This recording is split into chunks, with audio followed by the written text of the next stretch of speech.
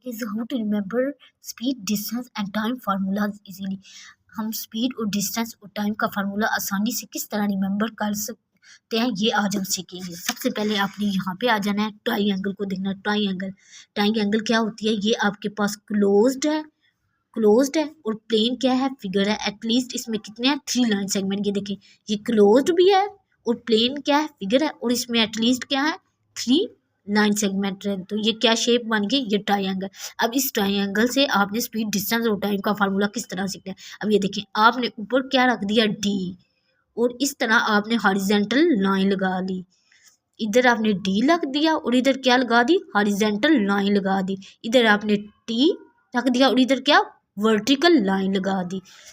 D रखा और horizontal line लगा दी, टी रखा और इस तरह वर्टिकल लाइन। हॉरिजॉन्टल लाइन, ये आपके पास लाइन हॉरिजॉन्टल लाइन है, और ये आपके पास क्या होती है? Vertical line. और ये आपके पास क्या होती है?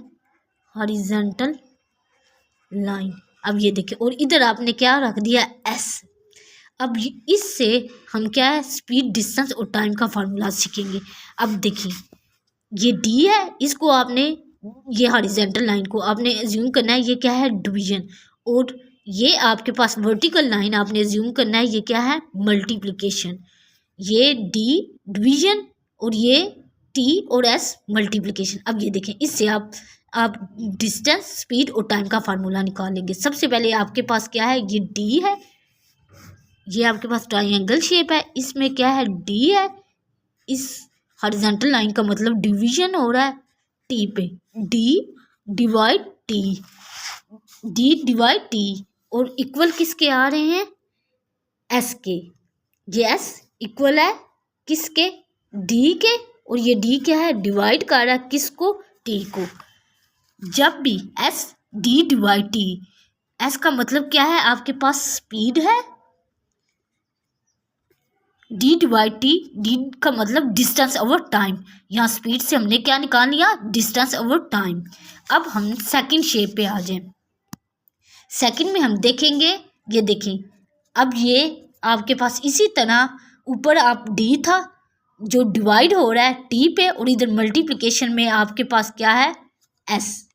अब ये देखें, अब इससे आपने क्या निकालना है? टी। कलर शेप किया है, इसका मतलब मैंने टी फाइंड करना है। अब ये देखें, ऊपर क्या है? डी है, और ये डिवाइड हो रहा है एस पे, तो डी डिवाइड एस, इसका मतलब है टाइम किसके इक्वल है? टी टाइम इक्वल है डिस्टेंस ओवर स्पीड। अब ये देखिए, हमने 2 फार्मूला इजीली फाइंड कर ले। पहले हमने स्पीड और फिर हमने टाइम। अब हम तीसरा फार्मूले पे आएंगे।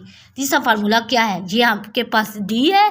अब ये देखें, ये डिवाइड हो रहा है, लेकिन आपने डी इक्वल रखना है। इसका मतलब क्या है? अब ये डी इक्वल आ रहा है, जिसको आपने कलर शेड किया है, इसका मतलब है उसे फाइंड करना है, तो इसका मतलब वो इक्वल आता है किसके? अब ये देखें, डी इक्वल है किसके? ये एस, और ये मैंने आपको क्या बताया था? वर्टिकल लाइन का मतलब मल्टीप्लिकेशन। डी इक्वल है एस क्रॉस टी के।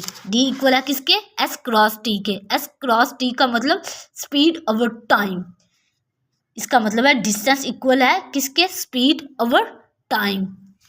जब भी आपने ये शेडिड पार्ट लिया, इसका मतलब है आपने टी फाइंड करना है जो इक्वल रखना है किसके?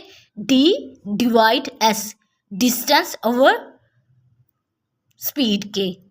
और इस तरह आपने यहाँ पे भी शेडिड पार्ट एस लिया, आपने एस स्पीड फाइंड करना है जो क्या है? D divide time, distance over time.